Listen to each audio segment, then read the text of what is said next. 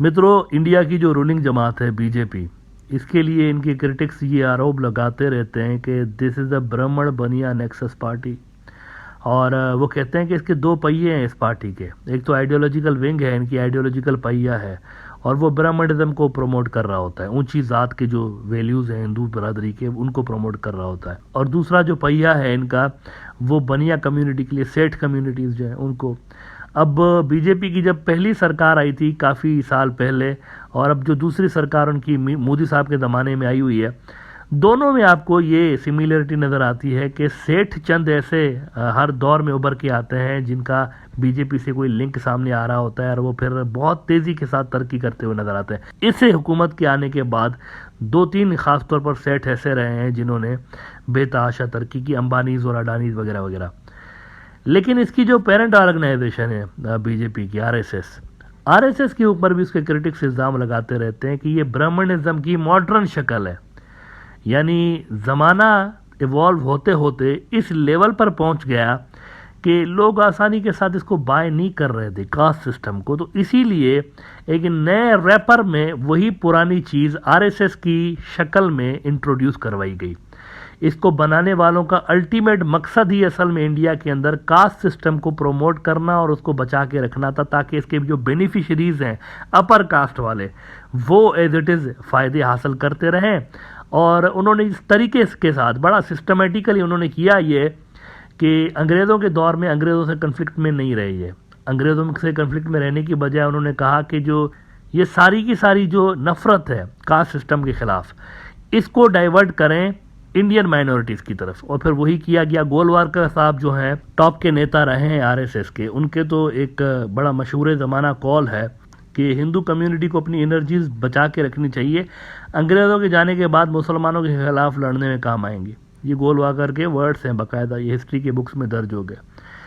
अब आरएसएस के ऊपर ये जो कास्ट सिस्टम को बढ़ावा देने का एक इल्ज़ाम लगता रहता है, उसमें कुछ न कुछ वज़न यूँ भी महसूस होता है कि आज तक 100 साल से ज़्यादा का अरसा हो गया है, कभी भी आरएसएस का चीफ दलित या लोअर कास्ट के हिंदू बरादरी से नहीं बना। हमेशा आरएसएस का चीफ जो है वो ऊंची ज़ात का हिंदू रहता है हमेशा। तो इसी के चलते फिर इनके ऊपर ये इल्ज़ाम लगता है कि they are basically promoting the caste system. और इसके अलावा इनकी जो शाखाएं होती हैं, जो तंजीम का ढांचा होता है, उसमें भी आप किसी भी स्टेट के अंदर चले जाएं, मोस्टली आपको ऊंची ज़ात के जो हिंदू बरादरी के लोग होते हैं वही शाखाओं को कंट्रोल करते हुए नज़र आते हैं। और निचली ज़ात वाले जो बेचारे होते हैं वो सिर्फ और सिर्फ उनकी जो हैसियत होती है कार सेवक से ज़्यादा कुछ नहीं होती, जो कि डंडा पकड़ के परेड कर रहे होते हैं, इससे ज़्यादा उनकी कोई वैल्यू नहीं होती। टॉप लेवल पर अगेन आपको ऊंची ज़ात के हिंदू बरादरी से ताल्लुक़ रखने वाले लोग मिल रहे होते हैं। अब मसला यह है लेकिन कि ज़माना फिर से बदल गया है।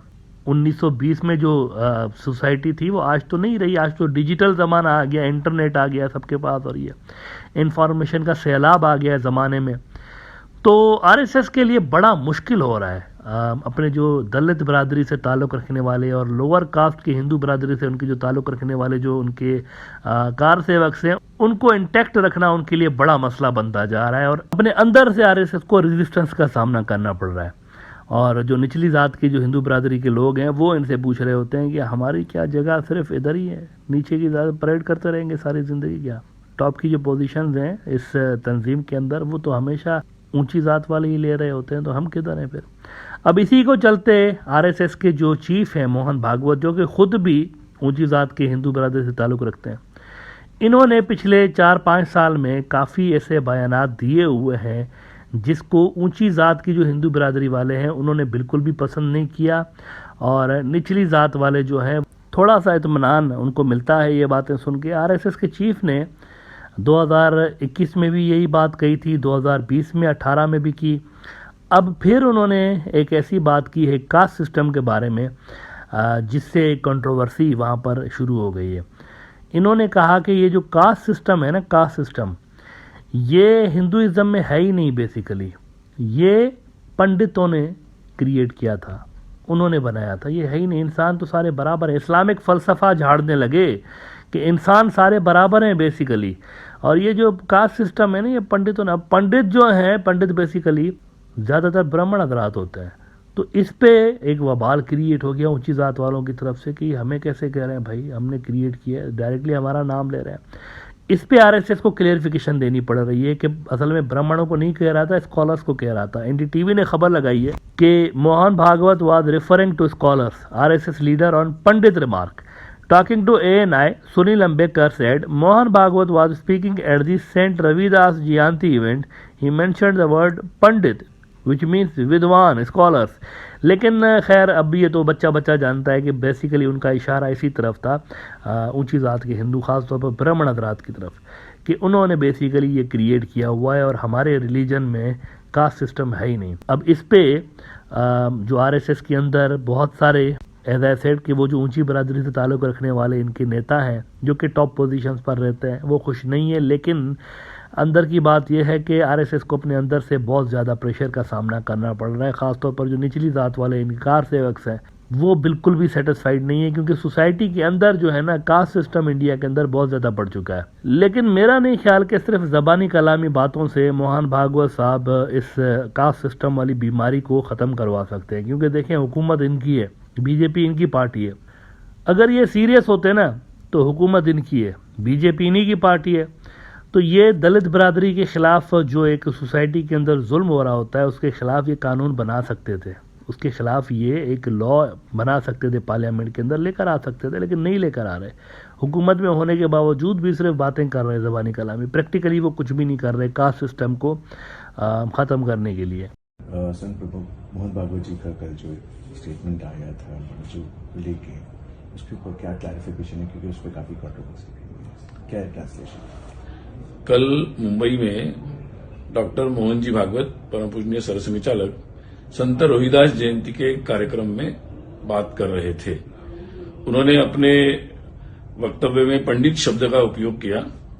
पंडित का अर्थ अर्थात मराठी में वो बोल रहे थे, पंडित का अर्थ विद्वान अर्थात कुछ विद्वान ऐसा होता है।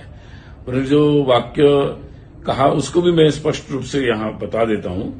उन्होंने कहा कि उन्होंने सत्य की, संतों की जो सत्य अनुभूति है उसके आधार पर उन्होंने कहा कि सत्य यही है कि मैं सब प्राणियों में हूं, यानी अर्थात ईश्वर।